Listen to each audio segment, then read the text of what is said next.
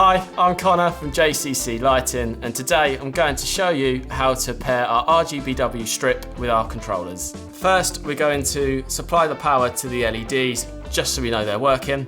To pair, we need to turn the supply off to the LEDs and then turn the controller on.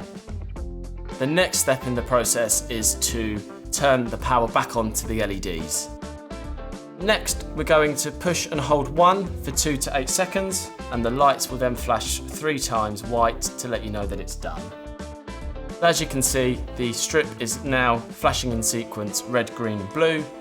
So to change this, you can either select a mode or select a solid colour. So now that we've paired the handheld controller, we're now going to do the same but with the wall-mounted controller. So like we did before, it's just best to double check that the LEDs have got power to them by turning them on. Let's turn them off to start programming. To start pairing the receiver and the wall-mounted control, you just need to start by turning the LEDs off, which we've already done, and now we just need to push the on button.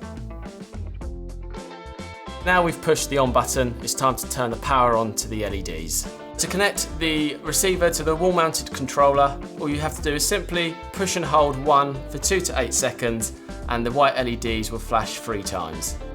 Now the controller and receiver have been paired, you can still see it's still going through the sequence of red, green, blue and white. So to change that, all you need to do is either select a solid colour or a mode.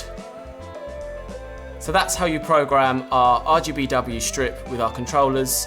For more videos like this, please visit our YouTube channel or contact us directly.